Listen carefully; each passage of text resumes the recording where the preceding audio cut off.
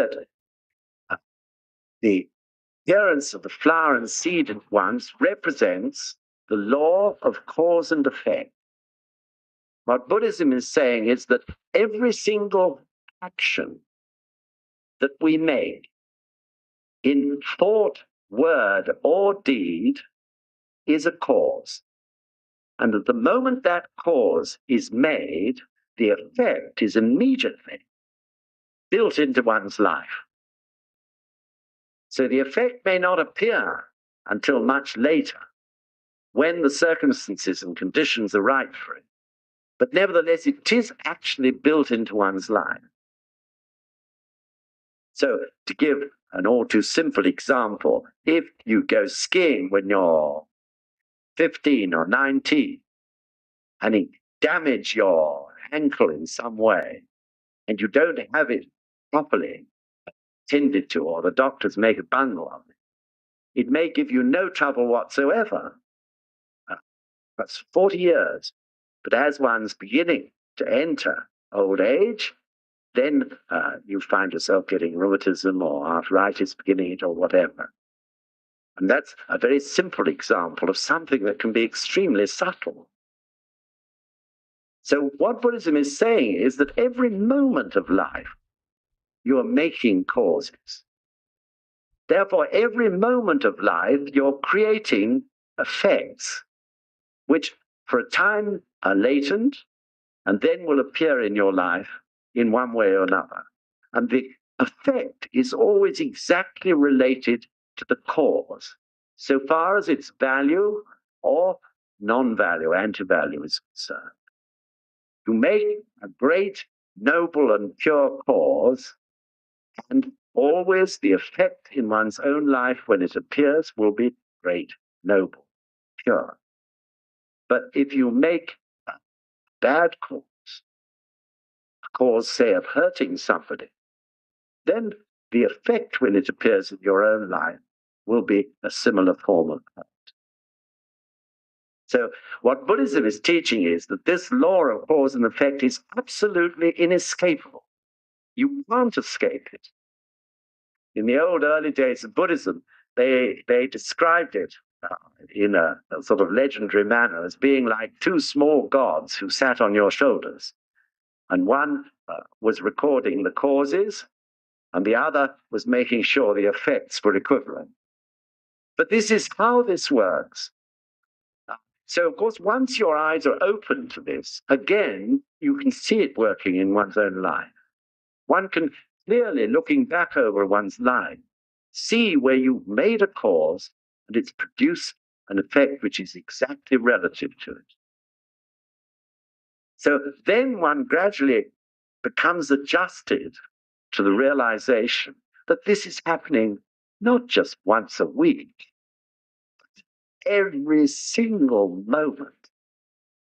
So every single moment of one's life, one is reacting to an effect which in its turn becomes a cause. So destiny or karma is the chain of that cause and effect. So, of course, if one's basic state of life is, say, anger, then that tendency to be angry is revealed in causes, which has effects, and the effects being such that they perpetuate that anger in a chain, not only through one lifetime, but through many lifetimes. Because Buddhism also points out that the entity of life, even though it may go into its state of latency, still will be carrying with it the cause and effect through until its next life, eternally. So therefore, when one comes back to the practice of Buddhism, again, the purpose of that practice is to give one the power to sustain making good, great, pure causes. So through making good, great, pure causes, through the practice of Buddhism, sustaining that day in and day out, you are gradually overcoming or lightening the bad karma that you may have created in the past through making bad causes. So this is, I think, one of the greatest points of the Buddhist philosophy. Not only is the philosophy itself incredibly deep and wide and rounded and all-embracing, but also you are given a practice that gives you the power to sustain living that philosophy. The world's been full of many philosophies, but how many of those philosophies have given human beings a practice to actually live it, not just today and tomorrow, not just as an all-night wonder, not just as a craze for 6 months, but for year after year after year, for a lifetime and more. This is truly the amazing thing about Buddhism. So you can see now that MYOHO and Renge express the rhythm of life in its two different main facets. One being the cycle of manifestation and latency, and the other being, if you like, running through it like a shuttle in a weaving machine, the law of cause and effect. So this is incredible in a way. In a way, it seems simple, yet in a way, it's unbelievably complex and complicated. When one tries to imagine the pattern of all those causes and effects, every minute of every living thing's life, running through this cycle of manifestation and latency, or birth and death as we know it. Now, the last word is kyo. Nam, devotion, myoho, to this incredible rhythm or behavior of universal life. Renge, including at its foundation the law of cause and effect, and kyo. Kyo meaning literally sound or sutra, teaching, communication, or even in modern terms, vibration. So what Buddhism is saying is that everything in the entire universe is linked rhythmically through sound, through kyo. In other words, neither man, woman, nor any living thing is independent of every single other living thing in the entire universe. What I do at this moment is not just affecting you all, and me, of course, not just affecting Friend's house, which we're doing this lecture in, but affecting the entire universe. This is an incredible thought. In other words, the ripple of the actions of every living thing is felt by everything else. So Buddhism describes this by a great principle, which is known in Japanese as Esho Fune, the inseparability of man and his environment. Whatever action, and that includes both spiritual and physical, a person makes, it's immediately reflected into everything in that person's environment. And since every environment overlaps with many other environments, therefore that effect is felt in those environments as well. This goes on and on, outwards, outwards, outwards, far into the boundless universe. So, of course, if only people, especially in the West, maybe, had truly understood this principle, I don't think today there would be the incredible pollution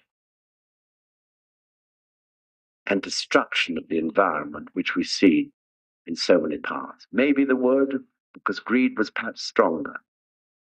But the fact is that this has occurred because no human being really understood this principle of Esho Fumi, of the absolute inseparability of oneself and the environment we exist in. So this environment reflects, and of course, reflects in return on oneself. So supposing one's in the state of anger, you go into a schoolroom or an office or back home to your family, and even without saying one word, that anger radiates into that environment. An angry person walking into a room, everybody can feel it without him saying anything, and as a matter of fact, without even looking at it. Of course, it's true that anger reflects in red cheeks and glaring eyes. But even without looking at a person, you can feel anger in a room. Same applies to hell. If someone's in hell, they have a tendency to drag everybody else into hell as well, if they could possibly do so. You feel that pull of that miserable frustration. And of course, the same applies to Buddha. This is the important. Just the same as you can precipitate others into hell or anger, you can also precipitate others into the state of Buddha. Therefore, if Buddha more and more becomes the main tendency, one's own life, one's environment will react quite naturally accordingly. One's Buddha state in everything that surrounds one begins to react to one's own Buddha state, and vice versa. So Buddhism is teaching that the most important thing for human happiness is to elevate one's state of life so that one's environment reacts in that same elevated state. And of course, this is why when people practice, they discover that they're getting benefits. So it may seem almost like a miracle, almost sort of magical. Why is it that before I started chanting, I went to my bank manager 100 times and never would he give me a loan? Yet this month, after a month, chanting MYOHO RENGE KYO, I go to him and he gives me it. It's an absurdly small example, but to some people it's an incredibly important one. Why is it? Because previously something in that person's life was really antagonizing or upsetting the parent. However just his cause for a loan, he never got it. But when that person has elevated his highest state of life, that reflects also in the behavior of the bank manager, boss for that matter, and his wife, and everybody else. So this, of course, principle, which is so fundamental to Buddhism, one soon can begin to prove for one's own sake. So the chanting of MYOHO RENGE KYO, therefore, is fundamental not only to one's own happiness, but also for the happiness of your environment. Therefore, one can say that even one person chanting MYOHO RENGE KYO is beneficially affecting not only his own life, but certainly the life of his friends, his relations, his family, and actually the entire planet called Earth and on out into the universe itself. So what I say today at this lecture is Kyo. It's affecting your lives, whether nicely or nastily, I don't know. But nevertheless, it's affecting you. My environment is overlapping all of yours. Equally, each of your environments is overlapping each other. So the ripples of what I say go outwards to you, and then who knows how far outwards into each of your environments. Maybe when you get down to breakfast tomorrow morning, you say to your wife or something rather, my goodness, that old fool was saying some stupid things last night, in which case the riffles aren't terribly good. But if you say, oh, that was really interesting, you know, and he said this and this and this, the wife can say, oh, really, that's rather interesting. And then she tells her friend, this is how the ripples go ever outwards.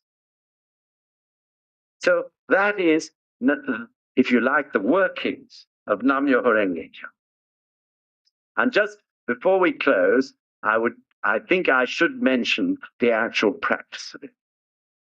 So what Nichiren Daishonin said was that we should chant MYOHO RENGE KYO to our heart's content. So this means being very honest with oneself. I once heard the president of our lay society say there is absolutely no point in one member boasting to another member how much daimoku or MYOHO RENGE Kyos they chant. Because one person's life is totally, totally different to another person's life. So Nichiren Daishonin said, you should chant to your heart's content. And the truth is that if you're really honest with yourself, you'll feel really should chant more. Or to overcome that problem, I know I need to chant. Or equally, if you're all tensed and worked up and you're honest with yourself again, you can feel, no, that's enough, you know, for today. But it means being honest with yourself and, as it were, checking yourself and making sure that you're really sincerely looking at your life and judging it calmly. This is what Nichiren Daishonin said. In another Gosho, he said, there are times when one daimoku is enough, and there are times when 10,000 daimoku is not enough. In another Gosho, he said, I have just chanted one daimoku to help her to overcome her sickness. So, of course, in that one daimoku, he will have put his whole life. Sometimes when we're feeling lazy or miserable or upset, certainly we're not putting our whole life into every daimoku. Anyway, not at the beginning of our practice. Therefore, Nichiren Daishonin said you should chant it over and over again to your heart's content. It depends entirely your nature, your character, the type of problem that you desire to overcome, your needs, the heaviness or the lightness of your karma, as we call it, or destiny, how much each person should chant. Though, as a general guide to people, it's usually said that if you really wish to keep the life force flowing in like a stream of water throughout your lifetime, round about 3,000 daimoku a day is always adequate. So the truth is that some people will go for many days, even weeks, chanting much less than that. Others will feel the desire to chant much more than that. In the end, what matters is the results, isn't it? What you can show for the effort you make. And always, if you're honest with yourself, you can judge whether you should do more or whether you can do a little less. But being human beings with the negative state of life working in us, it's a good principle to do a bit more. And sometimes you feel you like to. This is the point, isn't it, of now. So through sitting up straight,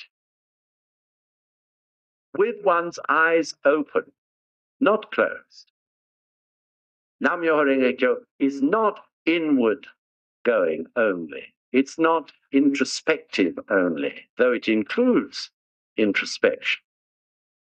You should sit up straight with your eyes open. And of course, in due course, you receive the object of devotion, which we call the Gohonzon, which is a scroll with Chinese characters on it, subject of another lecture. You can fix your eyes on that and chant MYOHO RENGE KYO. If you have no Causton yet, it's best to choose a blank wall, sky, or whatever you like that is not going to mesmerize you, set you like looking at a turnip on a bit of wallpaper all the time. It could be disturbing. But just something blank to concentrate your mind and your life as you chant those words. So, of course, it's very strange. It's not just strange to us in the West. Sometimes we say, oh, this must be easy for the Japanese or the Chinese, but it's very difficult to us. It's just as strange for them. Sitting up straight with one's eyes open, chanting words about which we understand very, very little. How can this possibly mean anything? Yet the truth of it is that once we begin to even chant once or twice or 3 times, seriously concentrating our minds on the sound and those words, somehow we feel something profound. Of course, this is because it's awakening the Buddha state in our lives.